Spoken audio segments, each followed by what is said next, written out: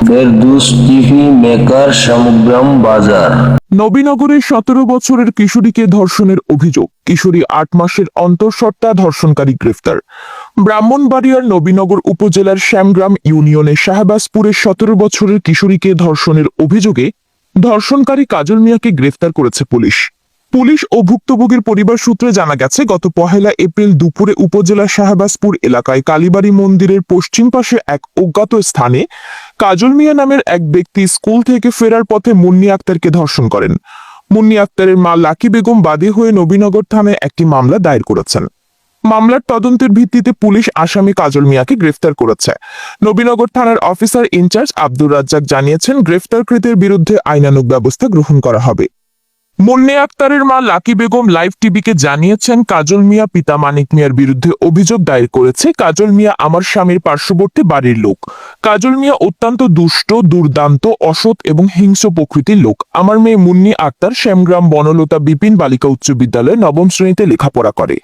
আমার মেয়ে মুন্নি আক্তার স্কুলে যাওয়া আসাকালীন সময় কাজল মিয়া বিভিন্ন স্থানে পেয়ে অশ্লীল কথাবার্তা, কুপ্রস্তাব সহ উত্ত্যক্ত করে আসছে। এভাবে অনেকদিন অতিবাহিত হওয়ার পর কাজল মিয়া আমার মেয়েকে বিবাহের আশ্বস্ত করে আমার মেয়ের সাথে হীনমানেসে মেলামেশা করার জন্য কুপ্রস্তাব দিয়ে আসছে।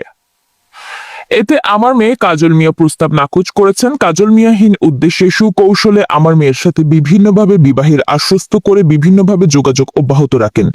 গত 1 এপ্রিল দুপুর আনুমানিক 2টায় আমার মেয়ে স্কুল শেষে বাড়ি ফেরার পথে নবীনগর শ্যামগ্রাম ইউনিয়ন শাহবাজপুর সাকিনের কালীবাড়ি মন্দিরের পাশে অজ্ঞাতনামা ব্যক্তির পানের বরজের সামনে পৌঁছা মাত্র পূর্ব হতে ঘটনাস্থলে ওত পেতে থাকা কাজল মিয়া অসৎ উদ্দেশ্যে চরিতার্থ করার জন্য আমার মেয়েকে বিবাহের প্রলোভন দেখিয়ে ফুসলিয়ে কৌশলে আমার মেয়েকে অজ্ঞাতনামা ব্যক্তির পানের বরজের মধ্যে নিয়ে গিয়ে আমার মেয়েকে ধর্ষণ করে।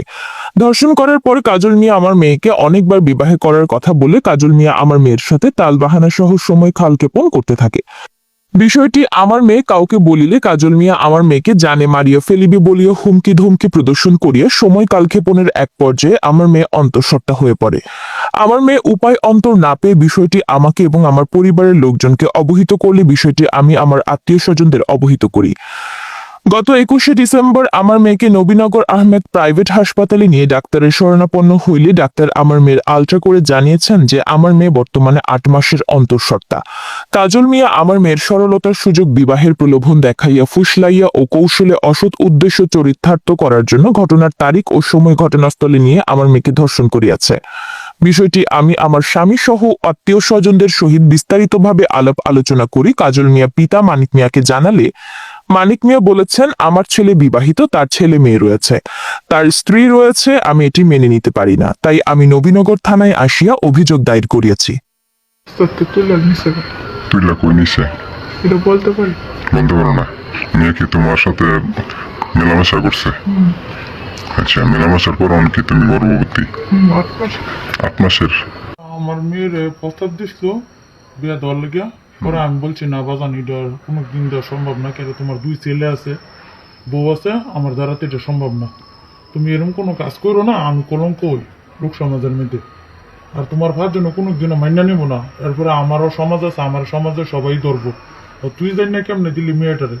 মেয়েটার নাম হচ্ছে মুন্নি মোহাম্মদ মাসুম মিয়া, ক্লাস 9-এ পড়ে, শাহবাজপুর।